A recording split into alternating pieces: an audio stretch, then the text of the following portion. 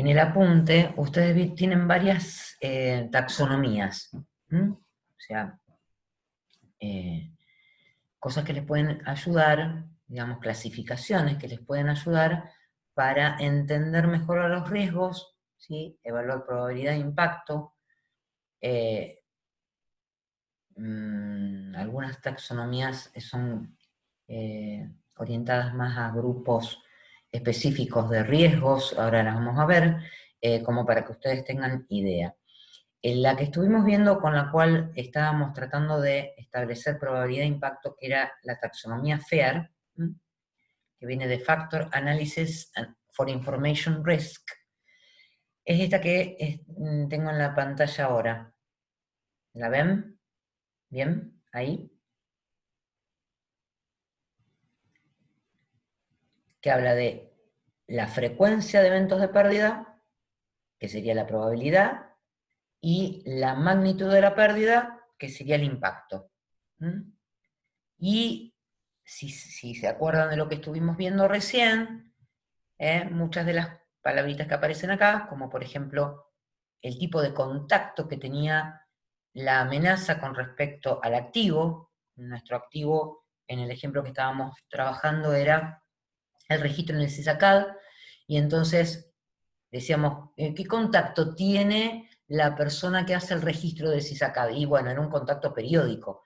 Entonces eso nos está dando que, bueno, la frecuencia de evento de pérdida puede ser mayor, o sea, la probabilidad puede ser mayor, porque esa persona tiene contacto continuo, no es alguien que pasa por ahí de vez en cuando, o que puede llegar a tener acceso aleatorio a la cosa. Bien. También decíamos que la acción, si tenía un beneficio, esa acción, y era mucho más probable que se efectúe. Si el nivel de esfuerzo es bajo para acceder al activo o para poder materializar la amenaza, también aumenta la frecuencia del evento de pérdida o aumenta la probabilidad. Si el riesgo de detección es muy bajo, también. Bueno, todo esto, para ahondar más, tienen un apunte complementario que es la taxonomía FAIR explicada completamente. No sé si será necesario, me parece que con el gráfico se pueden dar cuenta, pero si ustedes focalizan en algunas de estas cuestiones, les va a ser más fácil entender la probabilidad del riesgo. Fíjense que cuando habla de probabilidad o frecuencia del evento de pérdida, habla de la frecuencia de la amenaza y de las vulnerabilidades del activo, que hacen que la capacidad de la amenaza aumente. Si yo tengo un activo que es vulnerable, la capacidad de la amenaza de atacar esa vulnerabilidad es mayor. Entonces, aumenta la probabilidad. Y obviamente, si esa capacidad de resistencia se ve disminuida porque no hay controles, obviamente que es mayor la vulnerabilidad, obviamente que es mayor la probabilidad. ¿Se entiende el cuadro? De hecho, este cuadro fue el que se estuvo trabajando en la identificación del riesgo que estuvimos viendo recién. ¿Lo entienden? Necesito que me digan sí o no. Sí, profe. Sí, gracias. O sea, en esta parte el FEAR es como ITIL en la anterior, ¿o no es tan importante? Vos decís, mira el parcial nomás. Claro. Nada, pero para tener en cuenta. No, a ver, esto les va a servir a ustedes para trabajar sobre el trabajo integrador. Después, en el parcial va todo. Así que no hay ni más ni menos importante, va todo. ¿Está? Entonces, no miremos el parcial, lo que hay que estudiar para el parcial, a ver si entendemos cómo se analiza un riesgo. Es parte de las cosas que tenemos que aprender. Bueno,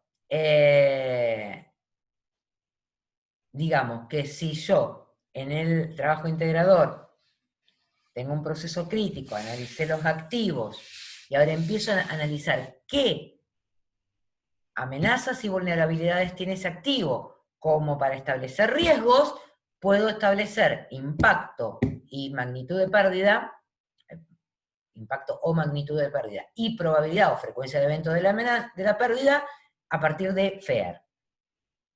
Otra de las que vamos a tener en cuenta como taxonomía es la taxonomía del SEI, que es esta que les estoy mostrando acá, que divide en clases, ¿sí?, que se descomponen en subclases, esta taxonomía. Y fíjense que habla de acciones de las personas, fallas en los sistemas y tecnologías, fallas de procesos internos y eventos externos. Que dentro de los eventos externos están las pandemias, me encanta.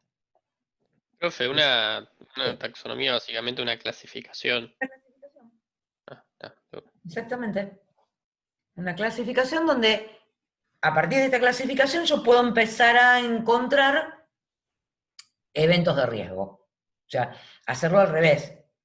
Estamos hablando de, qué sé yo, un sistema informático, me vengo a falla de sistema y tecnología y encuentro en esta un montón de cuestiones que tienen que ver con los sistemas informáticos. ¿Sí? Ahora, puede ser que un riesgo lo encuentre por el lado de la obsolescencia. ¿Sí? Pero también puede ser que ese sistema informático estemos trabajando sobre el ejemplo que estábamos dando recién, ¿sí? ¿Y dónde caería en este cuadro si yo tuviera que El del que cambia la categorizar? nota, Sí, sí, ¿dónde está? deliberadas, fraude, no sería Deliberar sabotaje. fraude, exactamente. Y Si yo después la del incendio, bueno, un desastre. exactamente. Que puede ser un desastre climatológico, perdón, un desastre de incendio. Ahí está. Sí, 412. Perfecto. Tenemos pandemia también, o sea que lo vimos acá, ¿sí? Muchas veces en los parciales lo que hacemos, les damos un ejemplo y ustedes tienen que clasificarlos acá, al riesgo, ¿sí? Con esta, no con la FEAR, o con No, las dos, con cualquiera. a ver, la FER la usamos para establecer la severidad del riesgo, ¿está? Esto es para categorizar el riesgo. O sea, si nosotros categorizábamos el riesgo que vimos antes, lo hubiéramos metido acá en acciones de las personas, deliberadas fraude. Vale. Con FEAR lo que hicimos fue ponerle una magnitud, tanto a la probabilidad como al impacto. Me sirve para eso esa taxonomía.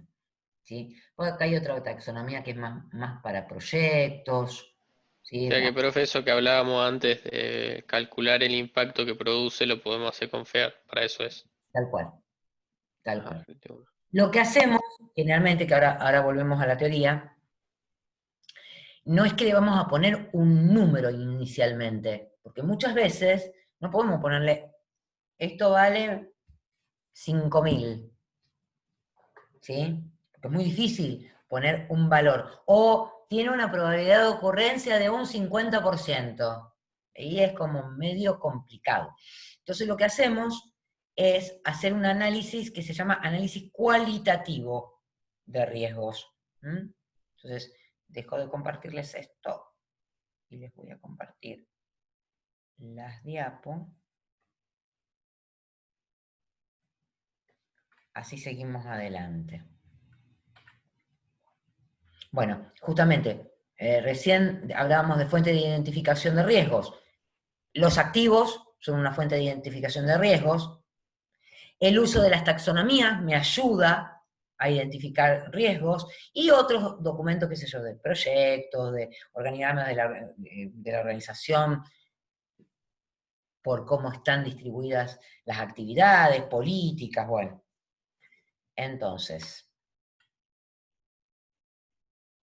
les cierro un poquitito esto de identificar riesgos y vamos entonces a hablar de cualitativo y cuantitativo.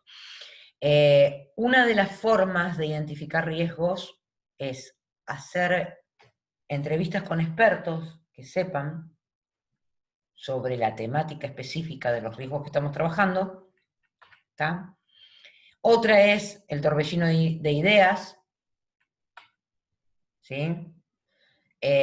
Otra es la técnica de Delphi. Después mírenlas. ¿Sí? Esas técnicas se usan para un montón de cosas, para identificar riesgos. Después la vamos a ver también cuando veamos estimación de proyectos, etc. Bien, vamos al análisis cualitativo. La idea sería establecer la severidad del riesgo, pero en lugar de establecerlo con valores absolutos, o sea, tanto de probabilidad y tanto de impacto, sino con una escala. Entonces, en esa escala, el impacto puede ser establecido de 1 a 5, por ejemplo, ¿sí? Donde 1 es muy bajo y 5 es muy alto. Entonces, si yo estuviera hablando de un impacto de pérdida total del activo, como decíamos de Mercado Libre hoy, que perdía todo el data center, significaría casi como que la empresa deja de existir. Con lo cual podríamos decir que si lo tengo que cualificar, o sea, poner una escala, le pondré un 5. ¿Está bien? ¿Se entiende? Sí. Perfecto. Cuando yo aplico las estrategias de mitigación, ¿sí? Para ese riesgo, que llego a un riesgo residual, probablemente vuelva a calcular y el impacto cualitativo de eso sea muy bajo. Y le puedo llegar a poner un 1. Bien. Esto está hecho sobre base de proyectos, sobre los costos del proyecto, el cronograma del alcance y la calidad de un proyecto, entonces especifica ahí qué significaría un nivel muy bajo o muy alto. Está dado como ejemplo. Bien, para la probabilidad lo mismo. Puedo establecer una escala de 1 a 5 para 1 muy improbable y 5 casi algo que se materialice. Obviamente no puede ser un 100% porque el riesgo ya se vería materializado.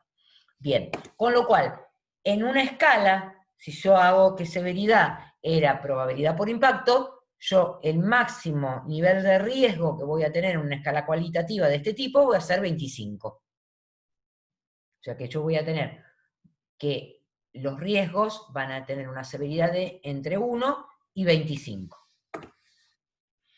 Si yo hago eso,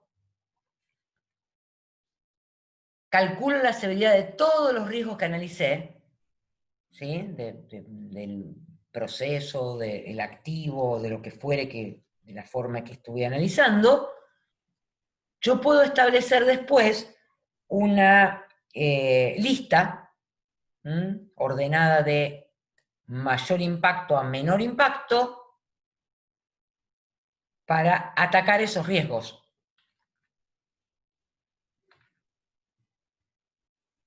¿Sí? Bueno, acá tienen una matriz que quedaría si estamos trabajando con amenazas y oportunidades, ¿sí? De cómo serían los valores de riesgo.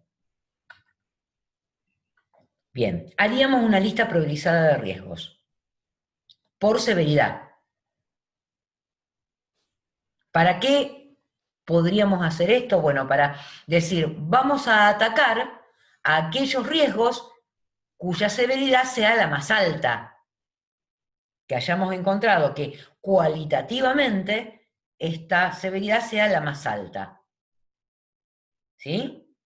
Cosa de que yo voy a bajar probabilidad de impacto o voy a trabajar sobre aquellos riesgos que tengan una severidad alta, porque son los que más van a influir llegado el caso que se materialicen. Bien. ¿Por qué hacemos esto? Por un señor que se llamaba Wilfredo Pareto, que analizó una regla, y esta regla se llama del 80-20. No sé si alguna vez lo vieron. ¿Lo vieron alguna vez? ¿A la ley de Pareto? ¿En alguna otra cosa?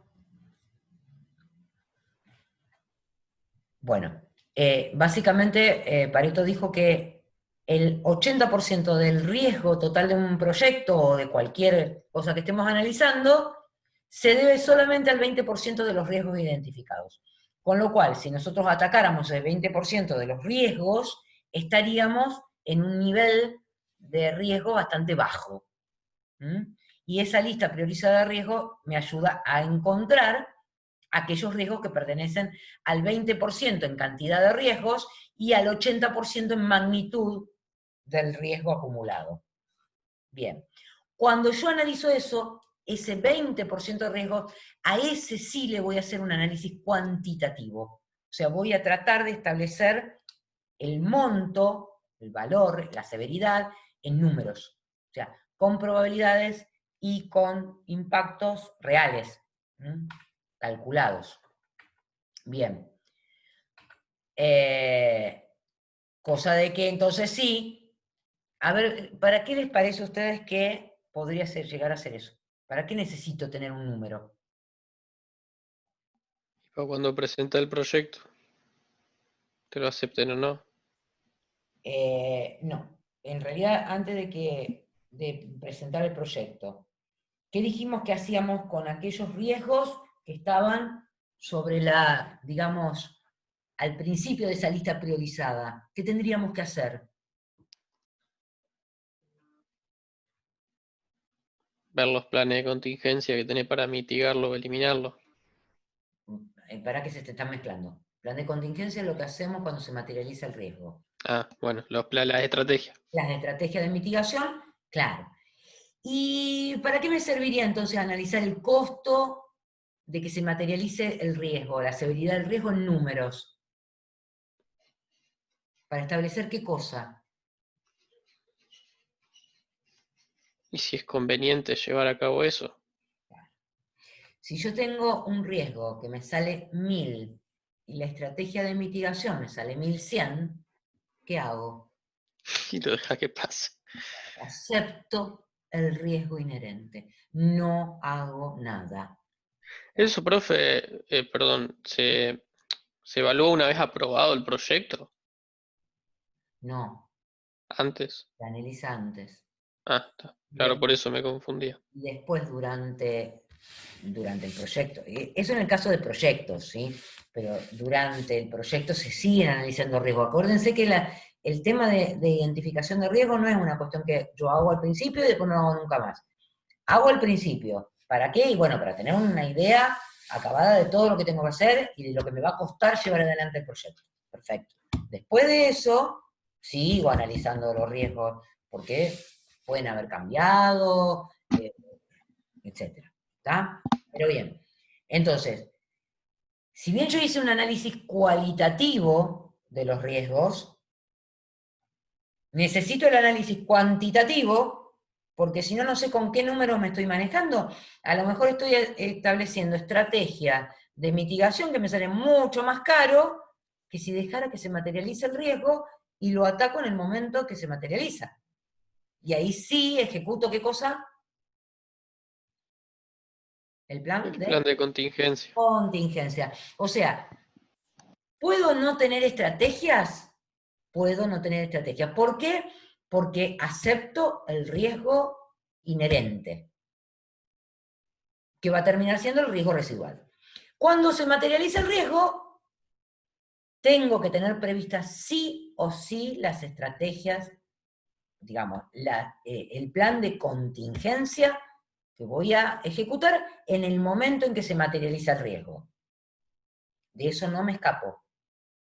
¿Está? Aunque no haya hecho estrategias de mitigación y no haya impuesto controles para verificar que esas estrategias de mitigación, mientras no se materializara el riesgo, se estuvieran efectuando. ¿Está? A partir de que se materializa el riesgo, pongo en marcha el plan de contingencia, que puede ser, digamos, en el mismo momento que hago qué otra cosa. El plan de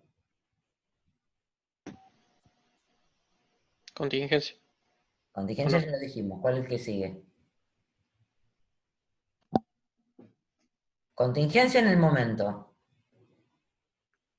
Y ese Y después mismo, cuando volvés a trabajar sería, ¿o no? para Eso. poder volver a trabajar, ¿cuál es el plan que pongo en funcionamiento? ¿Cómo se llama?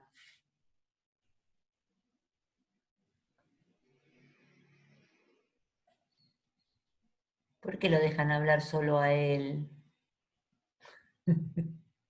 Nada, ni idea, ya ahí no me acuerdo tanto. Bruno, te tienen ahí. Plan de recuperación. ¿Sí? Plan de contingencia en el momento que se materializa el riesgo. Ya eso sirve para Ahí recuperarse, digamos. contingencia. A veces es lo mismo que recuperación, a veces no. A veces ahí arranco el plan de recuperación.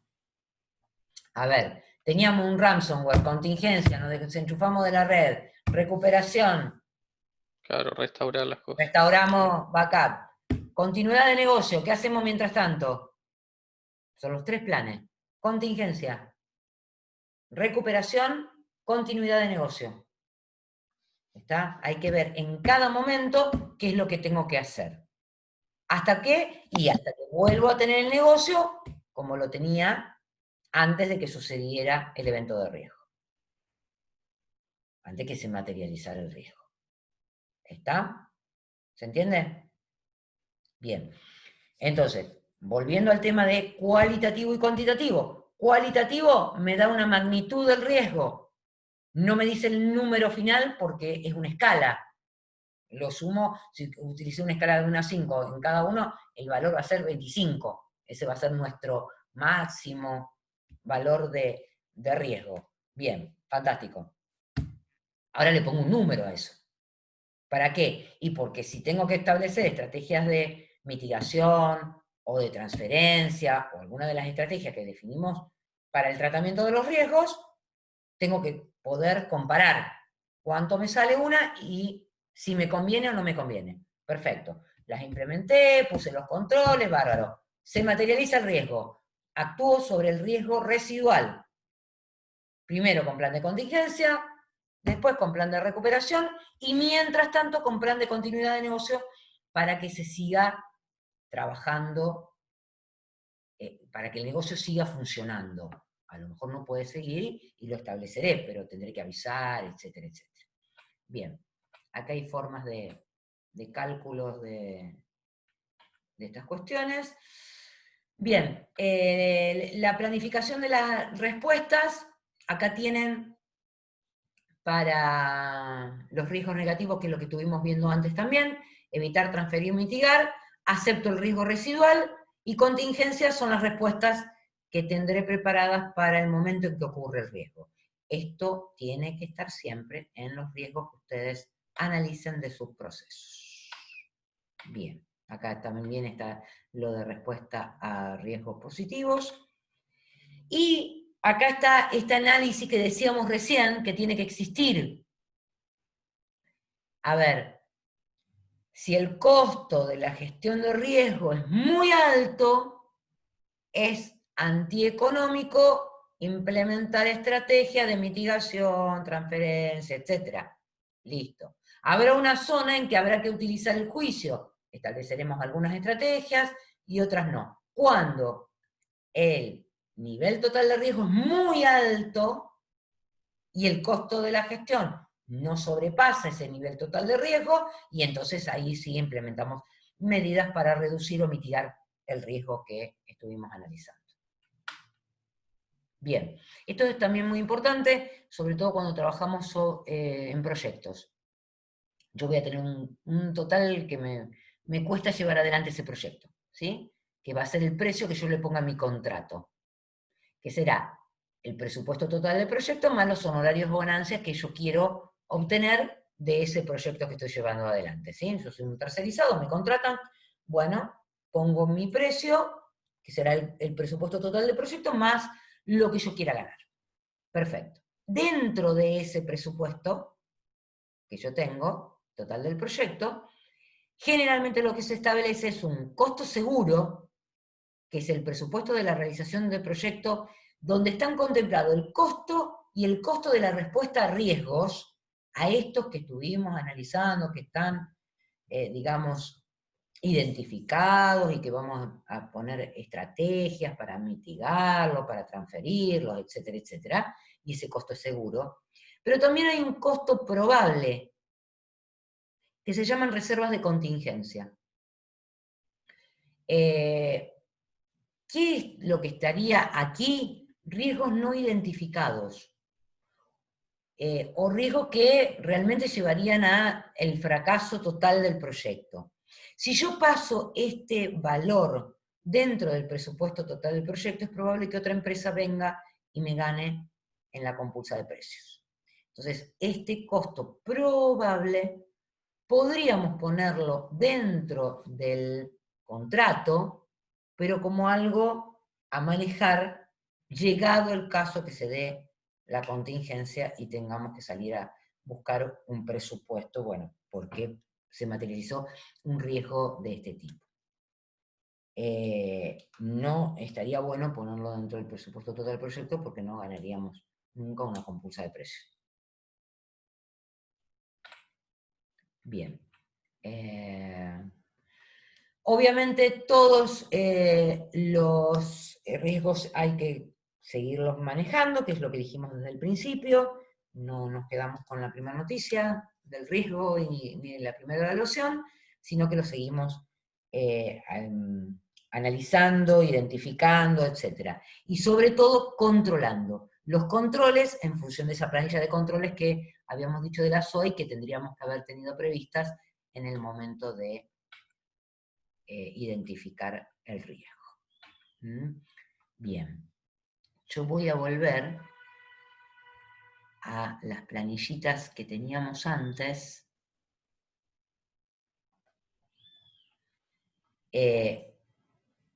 Sobre el tratamiento de riesgos. Nosotros habíamos identificado las estrategias, que acá estaban, y lo que tenemos después de las estrategias era el riesgo residual.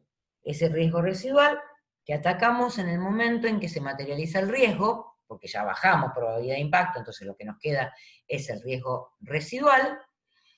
Y acá dice, por ejemplo, dice, el impacto de la integridad del activo se reduce a las acciones necesarias para establecer el plan de recuperación de la integridad del activo. O sea que tenemos que tener en cuenta eso.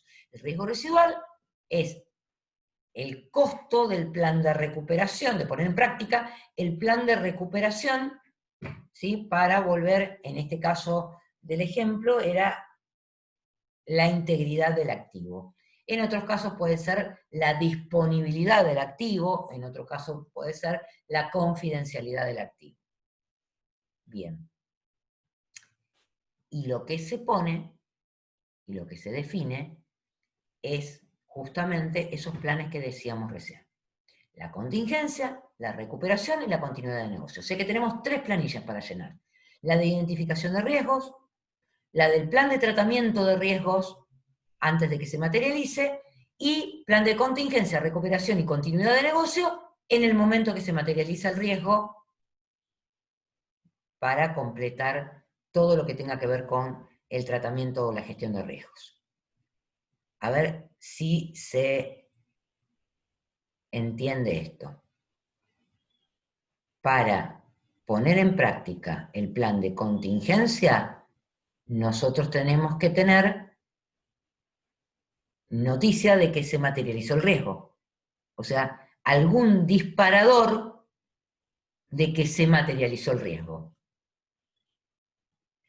En el caso del ejemplo de las mesas de exámenes, ese saldría de un control. Dice, inconsistencia en el control de nota de examen en el proceso de emisión del título.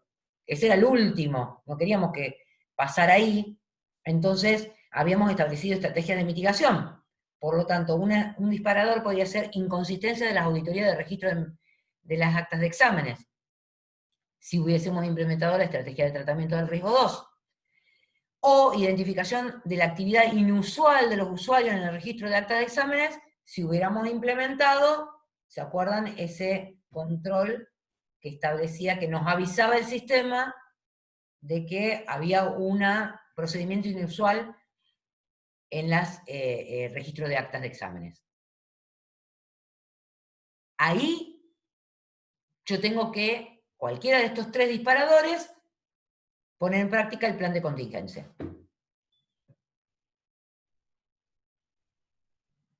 ¿Se entiende? Entonces, analizo disparadores, pongo en práctica el plan de contingencia. A ver si se entiende ahí el plan de contingencia. Lo leen y me dicen.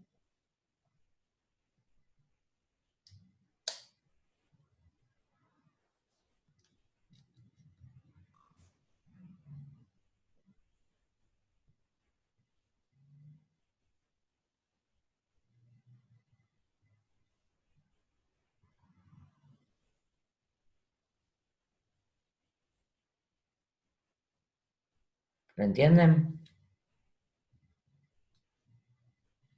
Profe, ¿y por qué quitar los permisos? O sea, si ya está hecho, o sea, para que no lo vuelva a hacer, digamos. Porque tendría que estar dentro de las sanciones. Una persona que cometió un ilícito, en este caso, digamos, un fraude, no, Claro. no debería poder seguir trabajando. Sí, sí, eso está claro. O por lo menos que esté considerada como posible, porque a lo mejor fue un error, ¿está? Pero lo primero que Sí, es nosotros... lo que dice abajo. Claro, a ver, suponete que el ejemplo sería con otra cosa. A ver, que le trajo problemas a la empresa también. Estaba pensando en el ransomware. ¿Cuál sería la contingencia? Dijimos, desconectarnos de la red. ¿Sí? Primero, Sí. para que no siga, el atacante no siga encriptando todo lo que encuentra a su paso. ¿Está Sí. bien? Bien. O sea que, contingencia, ahí. ¿Qué pasaría, digamos, o qué ha pasado? ¿Puede ser un falso positivo eso? Y es medio raro si te empieza a Bien, encriptar todo, que bien. falso Con lo positivo. cual, ahí estamos bien. Estamos haciendo bien. Otro ejemplo. Si sacada en el momento de inscripción, puedo tener un proceso que detecte muchas, que detecte eso como un ataque de denegación de servicio. En el momento de la inscripción, en lugar de detectar que son muchos los que se quieren inscribir, la posibilidad de que sea un ataque de denegación de servicio. ¿Qué tendría que hacer? O sea, contingencia. ¿Qué escribirían ahí? Y si viene todo de una misma IP, te bloquea la IP. Bien, Si no, ya es un DOS más sofisticado. bien. Ya baja la probabilidad de que sea DOS. ¿Y no tendría que haber analizado primero si un falso positivo? Claro, sí, también. Bien. Entonces, esos pasos van acá, en contingencia. Si tengo la posibilidad de primero analizar, no es en el caso del ransomware. En ese caso, yo tengo que desconectarme de la red. ¿Y cómo se analizaría si un falso positivo en un DOS, por ejemplo? Y hay herramientas para eso. Hay que tunear mucho la herramienta para que se dé cuenta de dónde vienen los pedidos de servicio, etc. Y eso se lo podemos preguntar a Sebastián el día de la charla. ¿Qué herramientas hoy se pueden utilizar para ese tipo de cosas? Justamente porque él va a hablar de ciberataques. Bien, ¿se entiende contingencia? Fíjate que en el B dice verificar la posibilidad de un falso positivo y luego ejecutar el plan de contingencia indicado en A. Claro, y un falso positivo sería ponerle que el loco se dio cuenta que le erró y fa y lo cambia. Claro. Bien. ¿Estamos contingencia? Recuperación. ¿Qué tengo que hacer? Los pasos, paso por paso de lo que tengo que hacer en la recuperación. Mientras tanto, ¿qué se hace? Fíjense, dice reemplazar al personal identificado como posible atacante por otro empleado con las competencias necesarias para el registro de acta de exámenes. Mientras tanto, vos no tocabas la computadora, básicamente. ¿sí? Pero alguien tiene que procesar las mesas, las actas de exámenes. Si estamos en periodo de exámenes, que me di cuenta de esto, y se puede generar un cuello de botella si no tengo alguien preparado para eso. Entonces, ¿qué puedo hacer? Y preparar gente por las dudas, que me puede servir para este riesgo, para el riesgo de que se me enferme un empleado de legajo y acta mientras estoy en las mesas de examen, ¿sí? ¿Se entiende? Entonces, controles de garantía de los planes, ahí están, dice seguridad referida a los recursos humanos, antes de la contratación, investigación de antecedentes, términos y condiciones, durante la contratación, concientización, educación, capacitación, proceso disciplinario, que tiene que ver con esto. Pongo un proceso disciplinario porque si vos te encuentro haciendo fraude y vas a pagar las consecuencias. ¿Está? Y después, gestión de incidentes, seguridad de información y mejora, todos los controles establecidos en la ISO 27000 que hablan de, bueno, si hay incidentes de seguridad hay que registrarlos, etcétera, etcétera. Después fíjense en la planillita que yo les había mostrado antes. ¿Está? Bueno, después hay otro ejemplo más físico, que habla sobre eventos externos, desastres naturales e inundaciones. Está sacado de algo que pasó en el departamento, ese ejemplo. Así que bueno, yo lo que les pido es que miren estos ejemplos para poder hacer ejemplos basados en los procesos que están viendo ustedes, ¿sí? Dentro de sus trabajos integradores. Y lo que vamos a hacer es, para la clase que viene, porque esto lo van a estar trabajando con Ariana, para la clase que viene yo quiero ver de cada uno de ustedes un ejemplo de riesgo con sus planes específicos. Y cada uno me va a contar, cuando arranquemos la clase, un De riesgo nuestro proceso. de sus procesos. ¿Estamos? Ah, ¿Sí? Bien, se está bueno, terminando la clase. Así bueno. que los dejo con esa tarea para la clase que viene. Hasta luego. Chau, chau.